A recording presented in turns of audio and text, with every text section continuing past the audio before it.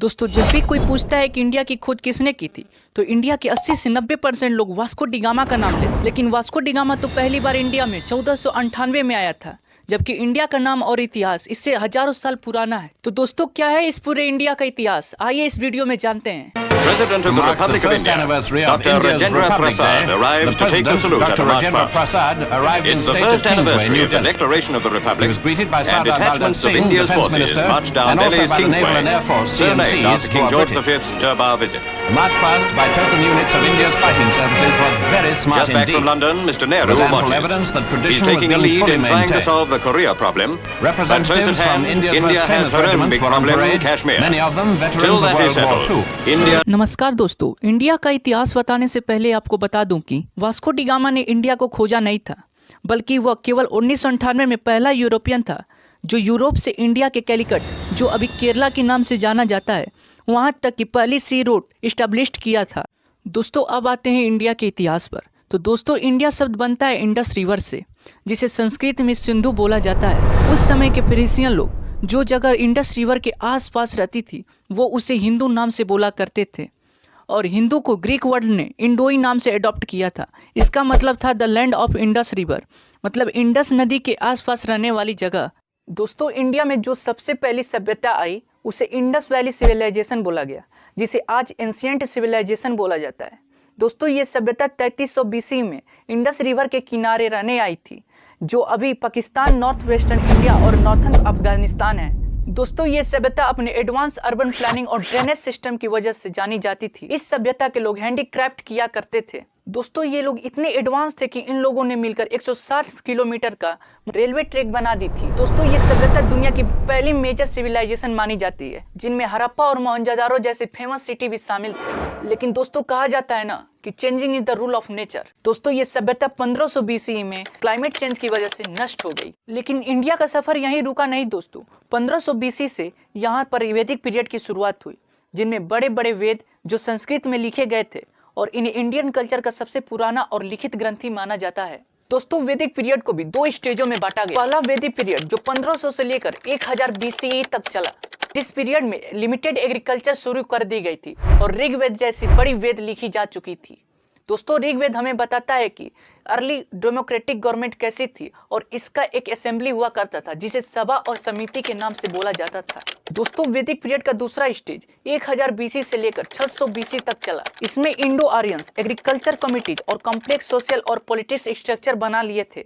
और दोस्तों, इस स्टेज तक आते आते यूपी और नॉर्थ बिहार को इंडस रिवर पूरी तरह से ऑक्युपाई कर लिया था। दोस्तों, इस पूरे पीरियड में 4 मशहूर वेद लिखे गए, जो ऋग्वेद, सामवेद, गजुर्वेद और अथर्ववेद के नाम से जाना जाता है। और दोस्तों, इस एरा में हमें हिंदू सोसाइटी, कास्ट सिस्टम और रिलीजियस प्रैक्टिस भी दिखाई थी। दोस्तों, धीरे धीरे ऋग्वेद का पीरियड बीतता गया और इंडिया में धीरे धीरे किंगडम्स और रिलीजन की शुरुआत होने लगी, जो 600 से लेकर 100 BCE तक चली। दोस्तों, इस एरा में महाजनपद जैसी मानचित्र बनाई गई, जो इंडिया की फर्स्ट मैप बनी थी। दोस्तों, इस एरा में बुद्धिज्म और जैनिज्म नाम के 2 धर्म निकाले गए, जिसमें बुद्धिज्म के फाउंडर सिद्धार्थ गौतम और जैनिज्म के फाउंडर महावीरा को बताया गया।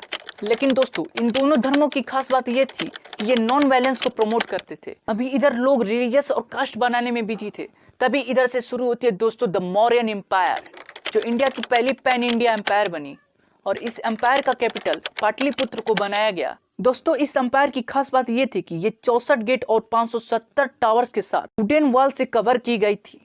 दोस्तों, इस एम्पायर के फाउंडर और कोई नहीं, चंद्रगुप्त मौर्य थे, जो 321 से लेकर पूरे 257 BC तक राज किए। उसके बाद इस एम्पायर की कमान बिंदुसार ने संभाली, जो 257 से लेकर 272 BCE तक इस एम्पायर के राजा बने रहे। दोस्तों, ये और कोई नहीं, चंद्रगुप्त मौर्य के बेटे थे।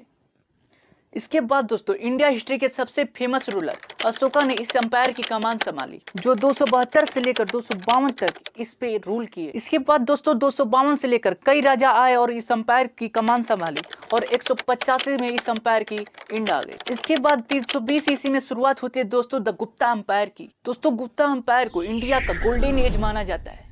दोस्तों, इस एम्पायर के फाउंडर महाराज धीरज थे, जिन्होंने 320 CE से लेकर 335 तक इस एम्पायर की कमान संभाली। इसके बाद दोस्तों, श्री गुप्ता, जिन्हें लिटिल महाराज धीरज बोला जाता था, उन्होंने 240 CE से लेकर 288 तक इस एम्पायर की कमान संभाली। इसके बाद आते हैं दोस्तों चंद्रगुप्त फर्स्ट, इसके बाद समुद्रगुप्त फर्स्ट, इसके बाद सेकंड और कुमारगुप्त और सिकंदरगुप्त और विष्णुगुप्त। तो इन सभी राजाओं ने मिलकर गुप्ता एम्पायर की कमान 1526 तक चलाई थी। दोस्तों इस एरा में गोल्डन कॉइन्स बनाया गया जिसे कुमार देवी के नाम से जाना जाता था। और तो और दोस्तों इस एम्पायर ने हमें कई सारे मैथमेटिक्स और साइंटिफिक एजुकेशन दी थी। दोस्तों इस एम्पायर ने डेसिमल सिस्टम और प्लेस वैल्यू की एजुकेशन दी थी। और तो और आर्यभट्ट ने बताया था द अर्थ इज स्फेरिकल, मतलब पृथ्वी गोल है, और ग्रेविटी का कंसेप्ट क्लियर किया था। और दोस्तों इस एम्पायर ने मरकरी और आयरन का मेडिसिन में भी उपयोग करने लगा। दोस्तों गुप्ता एम्पायर के बाद शुरू होती है द मुगल एम्पायर, जो 1526 में शुरू हुई थी। दोस्तों मुगल एम्पायर की शुरुआत तैमूर और जंगेज खान ने इब्राहिम लोदी को पानीपत की फर्स्ट बैटल में हराकर की थी। इस एम्पायर के पहले राजा बाबर बने, जो 1526 से लेकर 1530 तक राज किए। दूसरे नंबर पर इस एम्पायर के राजा आते हैं दोस्तों हुमायूं, जो 1530 से लेकर 1540 तक इस एम्पायर पे राज किए। तीसरा मुगल एम्पायर आते हैं दोस्तों अकबर, जो 1556 से लेकर 1605 तक इस राज्य पे राज किए। चौथे मुगल एम्पायर आते हैं दोस्तों जहांगीर, जो 1605 से लेकर 1627 तक इस एम्पायर पे राज किए। पांचवें नंबर पे आते हैं दोस्तों शाहजहां, जो 1628 से लेकर 1658 तक इस एम्पायर पे राज किए।